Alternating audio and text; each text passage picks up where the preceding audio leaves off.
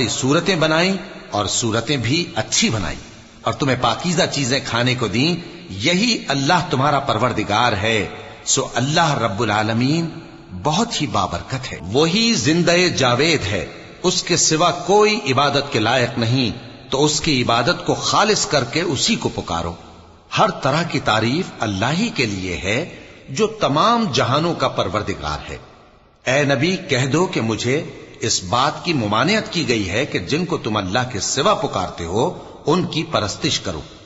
और मैं उनकी परस्तिश कैसे करूं जबकि मेरे पास मेरे परवरदिगार की तरफ से खुली दलीलें आ चुकी हैं और मुझको हुक्म यह हुआ है कि परवरदिगार आलम ही का फर्मा बरदार रहूं। वही तो है जिसने तुमको पहले मिट्टी से पैदा किया, फिर नुत्फा बनाकर, फिर लोथड़ा बनाकर, फिर तुमको बच्चा बनाकर निकालता है, फिर तुम अपनी जवानी को पहुंचते हो, फिर बूढ़े हो जाते हो, और कोई तुम में से पहले ही मर जाता है और आखिर तुम मौत के वक्त मुकर्रर तक पहुंच जाते हो। और ताकि तुम समझो, वही तो है जो जिंदगी और मौत देता है। फिर जब वो कोई काम करना यानी किसी को पैदा करना चाहता है तो उससे कह देता है कि हो जा, तो वो हो जाता है। क्या तुमने उन लोगों को नहीं देखा जो अल्लाह की आयतों में झगड़ते हैं? ये कहां से फेरे जाती हैं?